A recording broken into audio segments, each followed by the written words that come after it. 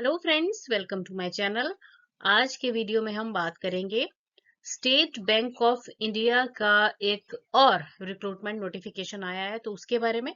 चलिए वीडियो शुरू करते हैं। तो देखिए, ऑर्गेनाइजेशन है स्टेट बैंक ऑफ इंडिया और जो नोटिफिकेशन आया है वो है for the post of trade finance officer. Total जो वैकेंसीज दी गई हैं ट्रेड फाइनेंस ऑफिसर के लिए वो है 150। जी हाँ, 150 पोस्टें जो हैं ट्रेड फाइनेंस ऑफिसर के लिए स्टेट बैंक ऑफ इंडिया की तरफ से निकाली गई हैं।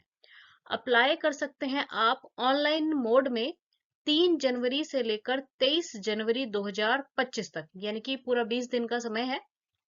जल्दी से अप्लाई कर दीजिए क्योंकि पोर्टल 23 जनवरी के बाद हो जाएगा बंद और एंड के दिनों में रखेंगे तो रश हो जाता है, इसलिए पहले ही अप्लाई कर दें। एप्लीकेशन जो है वो आप ऑनलाइन मोड में ही अप्लाई कर सकेंगे और ऑफिशियल वेबसाइट इसकी है bank.sbi/careers। तो इस पे जाके आप ट्रेड फाइनेंस ऑफिसर की पोस्ट के लिए अप्लाई कर सकते हैं। चलिए आगे चेक करते हैं ऑफिशियल नोटिफिकेशन में क्या दिया गया है। अभी आप स्क्रीन पर देख रहे हैं एसबीआई का जो ऑफिशियल नोटिफिकेशन दिया गया है उसकी पिक्चर है। इसे मैं कमेंट बॉक्स में भी डाल दूंगी, डिस्क्रिप्शन बॉक्स में भी डाल दूंगी, आप वहां से इसे चेक कर सकते हैं। तो देखिए, ये कहा गया है recruitment of specialist cadre officer on regular basis. तो देखिए, ये जो पोस्ट है ये रेगुलर बेसिस पर रहने वाली है, कॉन्ट्रैक्ट की जॉब नहीं है, रेगुलर रहेगी। और फी पेमेंट प्लस रजिस्ट्रेशन आप कर सकेंगे कब से? 3 जनवरी 2025 से 23 जनवरी 2025 तक। वेबसाइट भी यहाँ पर दी गई है, वेबसाइट पे जाके ऑनलाइन वे में ही आप अप्लाई कर सकते हैं। चलिए अब वैकेंसीज के बारे में बात करते हैं। तो सबसे पहले पोस्ट का नाम तो आप लोगों को पता है क्या है, ये trade finance officer MMGS grade 2 है ना। तो ये है मिडल मैनेजमेंट ग्रेड और स्केल रहेगा स्केल 2 का। वैकेंसीज टोटल है 150, जिसमें एससी के लिए है 24, एसटी के लिए 11 है, ओबीसी के लिए 38, ईडब्ल्यूएस के लिए 15 और अनरिजर्व्ड के लिए है ये 62, यानी कि 62 वैकेंसीज। तो इस प्रकार टोटल जो वैकेंसीज बन रही हैं वो है 150। एज की बात करते हैं। एज जो है ना वो 31 दिसंबर 2024 के अकॉर्डिंग कैलकुलेट की जाएगी। मिनिमम एज है 23 और मैक्सिमम है 32 साल। ठीक है, तो मिनिमम एज कितनी? 23 साल और मैक्सिमम 32 साल है। रिजर्वेशन जो है वो गवर्नमेंट के रूल्स के हिसाब से मिलेगी। अब यहाँ पे जो सजेस्टेड प्लेसेस दिए गए हैं पोस्टिंग के, वो हैदराबाद एंड कोलकाता है। ठीक है, पर ये ऑल ओवर इंडिया रहेगी, कहीं पर भी जो है ट्रांसफर आपकी हो सकती है और रिक्वायरमेंट के हिसाब से ही पोस्टिंग रहेगी। सिलेक्शन प्रोसेस जो इसका है, शॉर्ट लिस्टिंग एंड इंटरव्यू इसका प्रोसेस बताया गया है। चलिए जानते हैं कि क्वालिफिकेशन क्या रहेगी इस पोस्ट के लिए। तो देखिए, जो मैंडेटरी क्वालिफिकेशन है वो है ग्रेजुएशन। अगर आपने ना किसी भी डिसिप्लिन में ग्रेजुएशन किया हुआ है, मतलब बीए किया है, बीकॉम किया है, इधर बीटेक किया है, बीएससी किया हुआ है, ग्रेजुएशन आपका रिकॉग्नाइज्ड यूनिवर्सिटी से या इंस्टीट्यूट से आपने किया हुआ है, तो आप इसके लिए एलिजिबल है। साथ ही साथ आपके पास एक सर्टिफिकेट होना चाहिए इन फॉरेक्स बाय IIBF, यानी कि सर्टिफिकेट जो है वो आपको चाहिए होगा इन फॉरेक्स बाय IIBF। ये सर्टिफिकेट जो है ना, ये लेटेस्ट मतलब इसको होना चाहिए 31/12/2024 तक। ठीक है, और प्रेफर्ड जो क्वालिफिकेशन रहेगी, मतलब अगर किसी के पास है तो उसको प्रेफरेंस दी जाएगी, वो है certificate for documentary credit specialist, यानी कि CDCS सर्टिफिकेट है जिनके पास, उन्हें प्रेफरेंस मिल जाएगी। या फिर सर्टिफिकेट इन ट्रेड फाइनेंस या सर्टिफिकेट इन इंटरनेशनल बैंकिंग। ठीक है जी, तो आपको प्रेफरेंस जो है वो मिल जाएगी। अब यहाँ पे पोस्ट क्वालिफिकेशन एक्सपीरियंस भी मांगा गया है।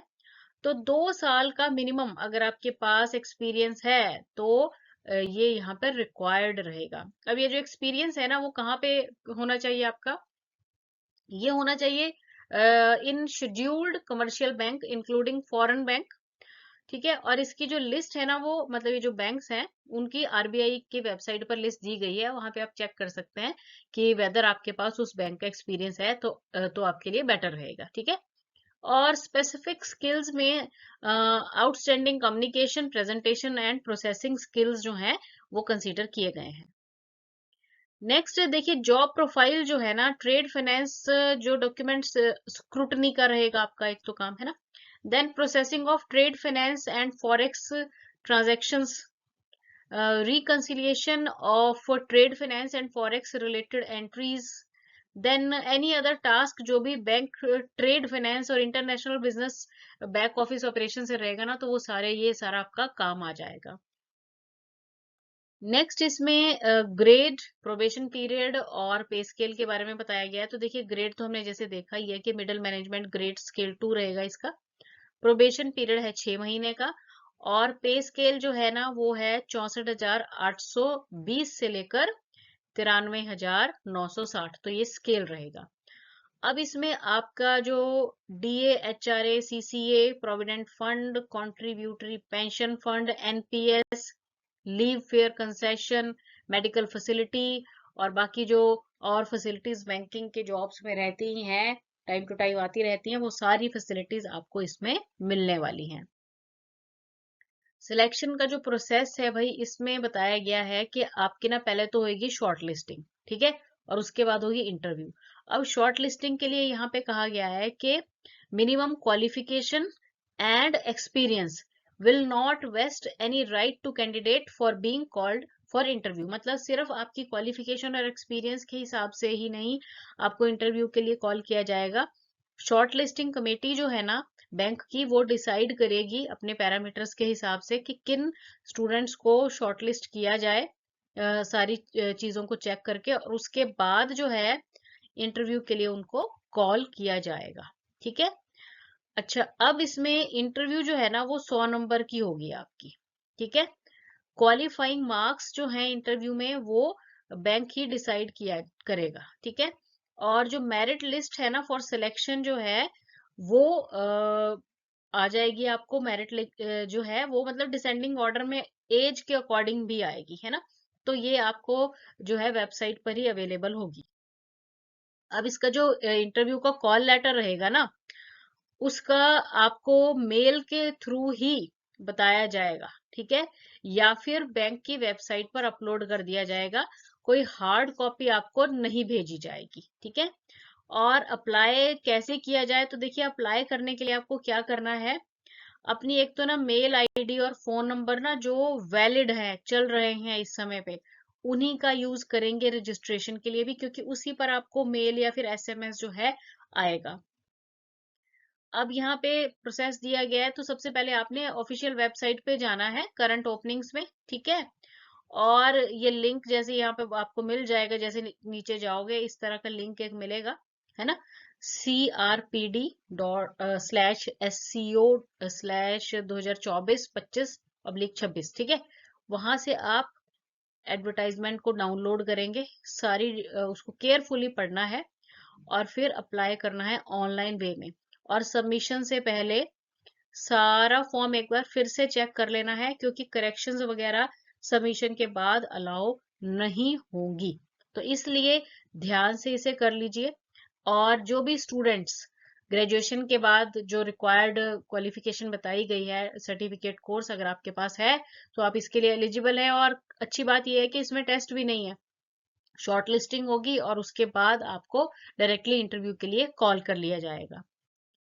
और एंड में देखिए, यहाँ पे अगर आपको कोई क्वेरी है तो ना आप जो है ये वेबसाइट पे जाके, ठीक है, और अपनी क्वेरी लिख सकते हैं।